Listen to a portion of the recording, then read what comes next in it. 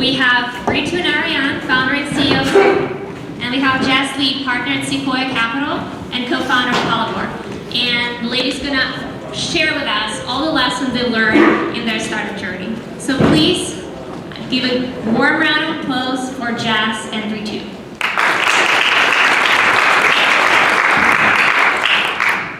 Thanks for joining us today. So I'm Jess from Sequoia.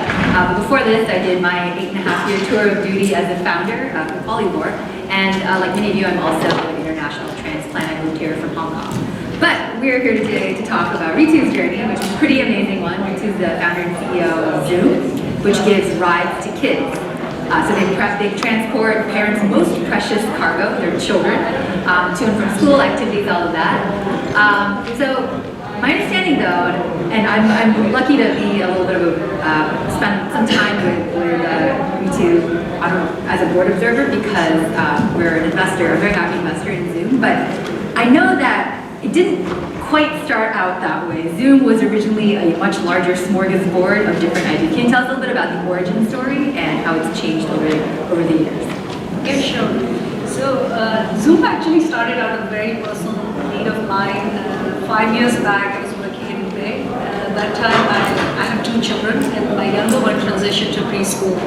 And I didn't need anybody dedicated at home. And this whole logistics of picking your children from school, taking them to various activities, taking care of them, became the center of my life. Like I was like, how do I thrive in my career while finding somebody trustworthy and reliable for my children? And as I was thinking about it, the whole idea became like there is a need for this on-demand family logistics. There are things that you need to do with trust, safety, and care. And how do you find somebody to do that? So you're right, original idea, we had a bunch of different things. What would a mom do, or what would somebody at home do with trust, safety, and care? Of course, you would need to transport your children, but then those children need snacks in between, so maybe you can pick the snacks, and children would need a care around the ride, so maybe you can give babysitting around the ride, pick the laundry in the daytime, and pick the groceries and keep it in the fridge, and all of these things, wonderful things, which of course were needs, and we were thinking we could solve it. But interesting thing was we incubated the company at Stanford, and using design thinking, we interviewed hundreds of parents, and early on we realized 2 things. First thing is that transportation was the longest hole in the whole thing, which people found hardest to outsource to somebody. And second thing is we started thinking about the startup and making it operational. We realized that focus was not a choice, but it was purely needed for our existence. Like it was something that we absolutely had to do and pick one thing that we could do really, really well, and which was most resonating with the customers.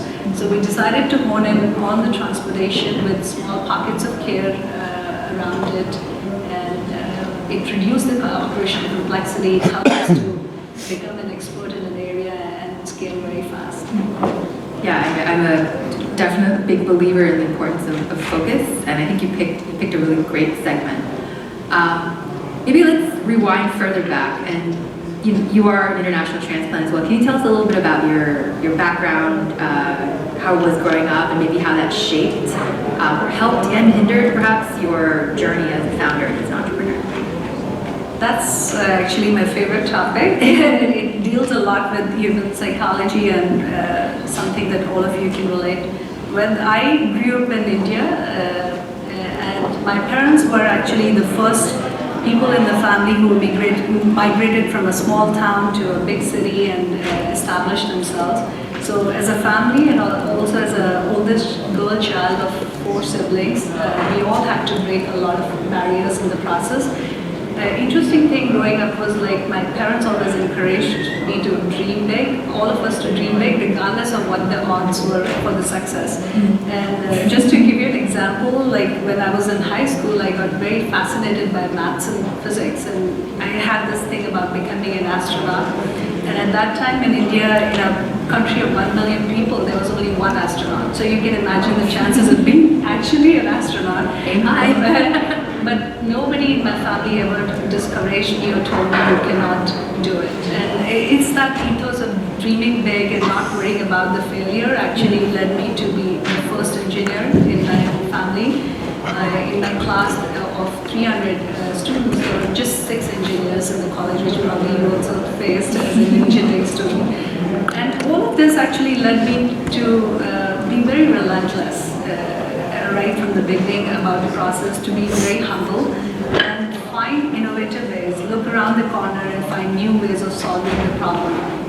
And I think all of that has helped a lot. Definitely, being a founder is a very irrational thing, the most irrational thing you can do. You have to be relentless. Yeah. It has helped through the journey. I 100% agree. I think grit is one of the most important traits. Because yeah, startups are just so incredibly hard, right? Like everything that could possibly go wrong goes wrong at some point, and you really do need like the relentlessness to just get through and just not give up. So I do think that's incredibly important. So family is not stayed too far from home. Tell us about your co-founders. Yes, so I mean, the interesting thing is this nature of leaving the world a better place is just, or leaving the world a better for next generation is just second nature, being like constantly migrating from place to place. So as I was looking for co-founders, I didn't have to look too far. I founded Zoom with two of my brothers who have very complementary skill and bring this similar ethos of relentlessness and humble nature that I was describing to you. Yeah, maybe tell the audience a little about how you break down the responsibility. Yeah, so my background has been mainly in product marketing and strategy. So I was the one who was constantly thinking about how to create a solution that people would love. And the other co-founder, who's the CEO, he comes with deep background in logistics and supply chain area. And this particular solution is not just a technology product. So much goes on behind the scene in actually delivering the solution.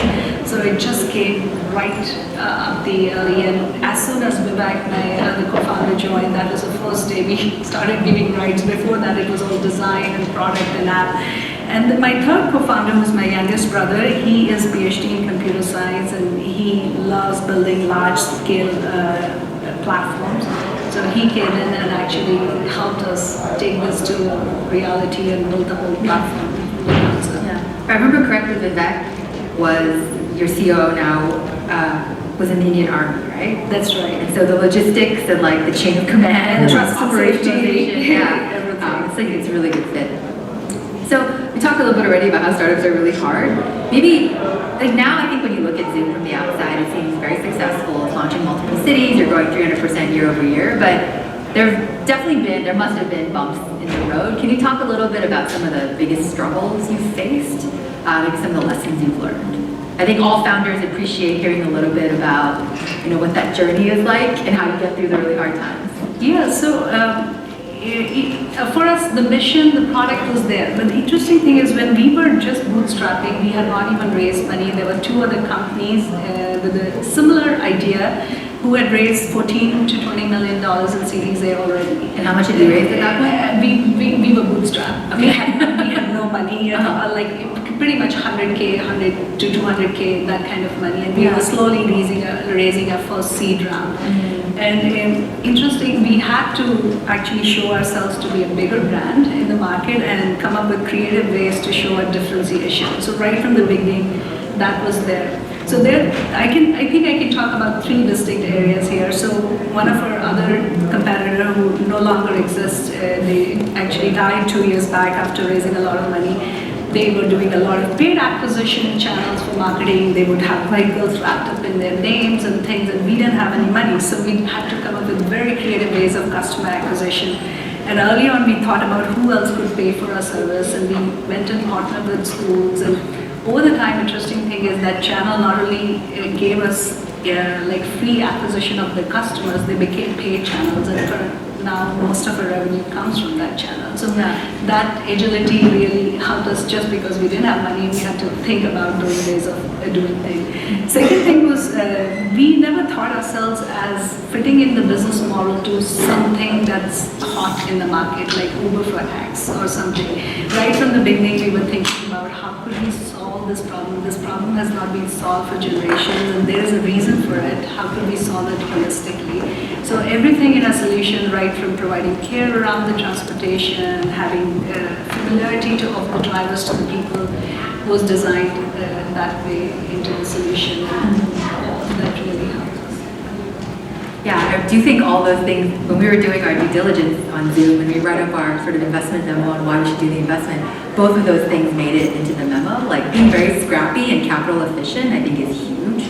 I think personally, like raising money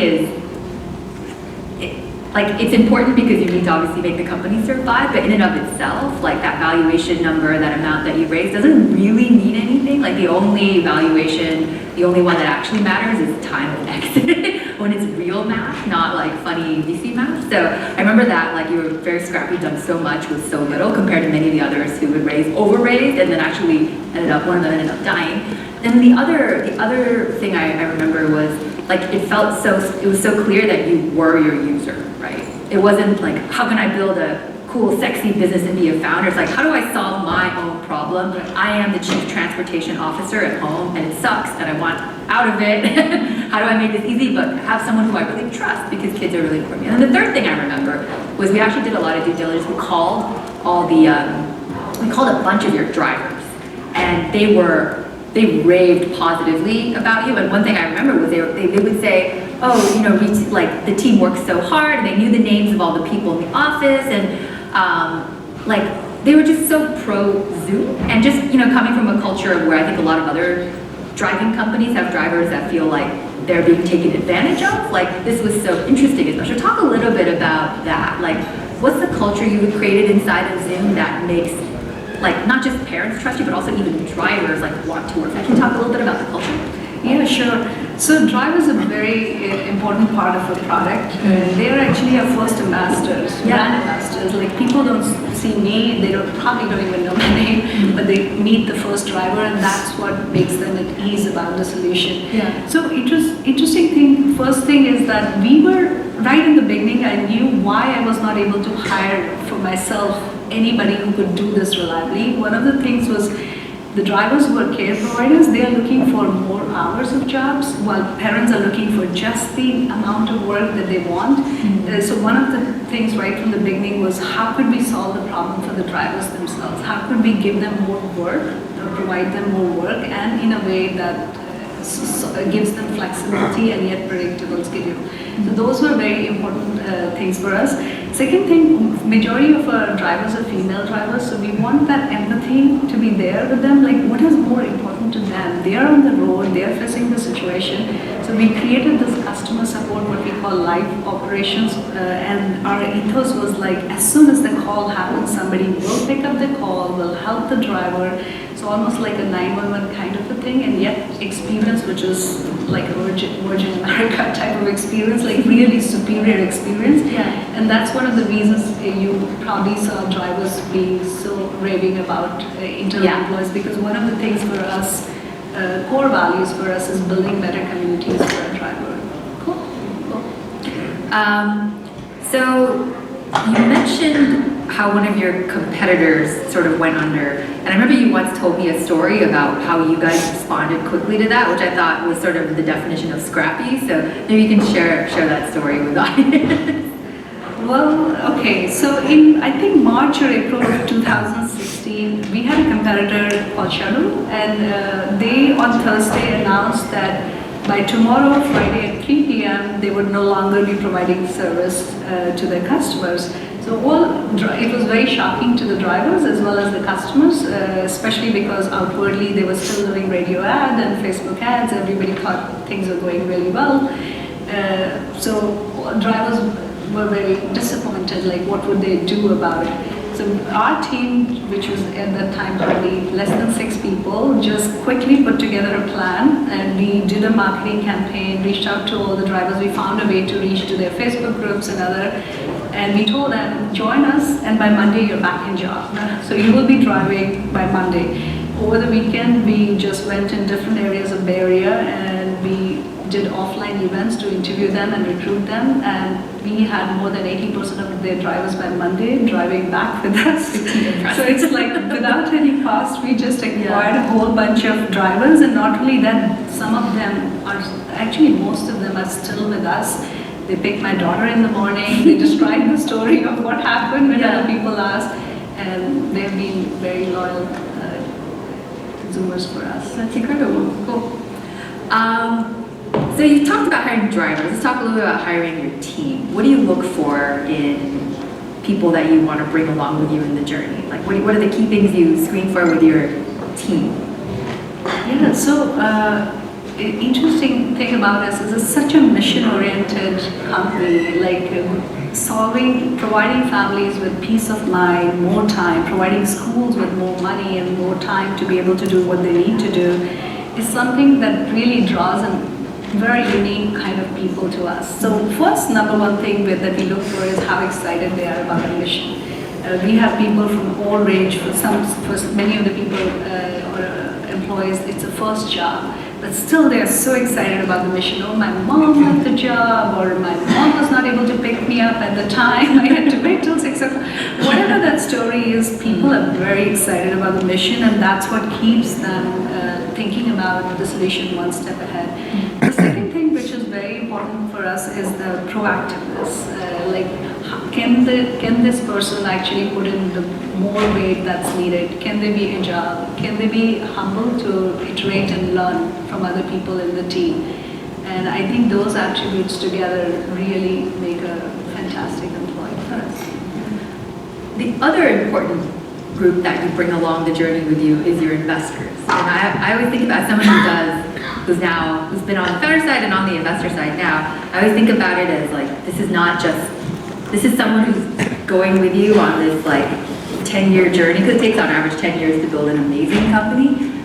You're getting married to someone, right? It's like but you can't really get divorced easily from your investors. So, take us through your fundraising process. If you have any tips to share with the audience. I know you had your ups and downs, and you worked with us in the Series A and then Spark in the Series B. But take us through some of those decisions, how you just sort of chose to marry Sequoia and Spark with very little time to date, right, and to get to know each other. And talk us through, I think, some of the drama from behind the scenes, and any tips you can share.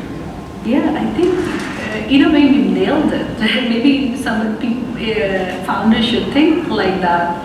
Like it's almost the commitment like a marriage. So that is one of the decisions I would say we made really, really well.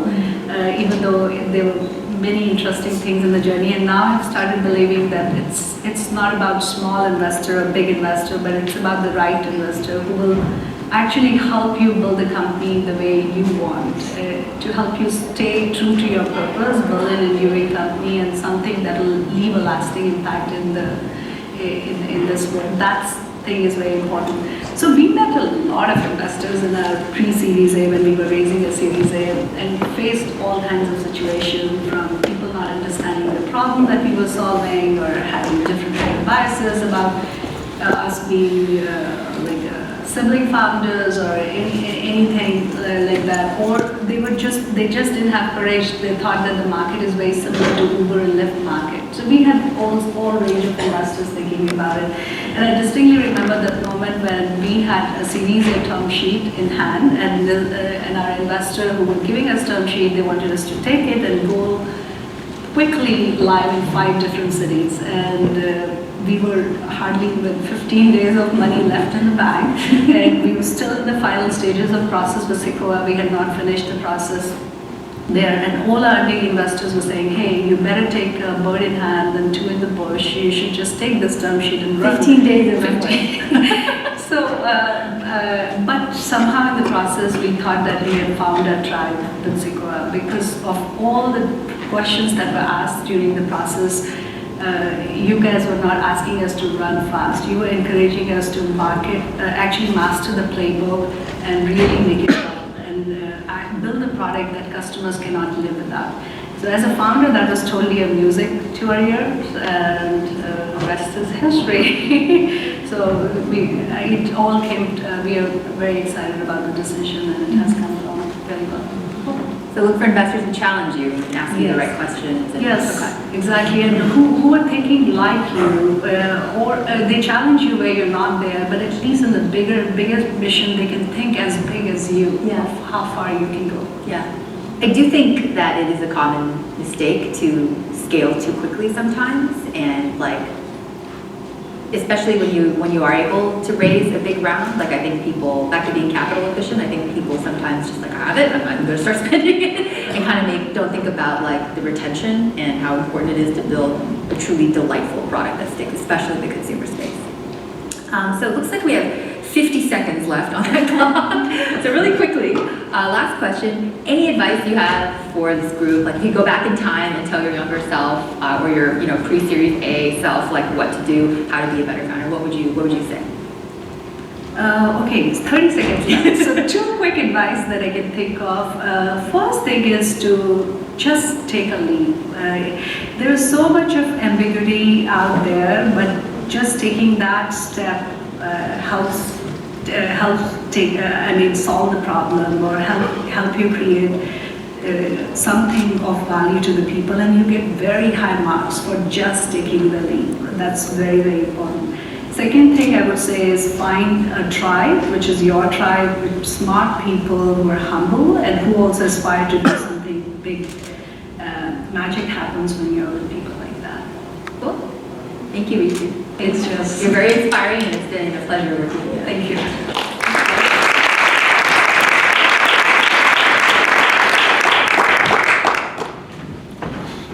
you.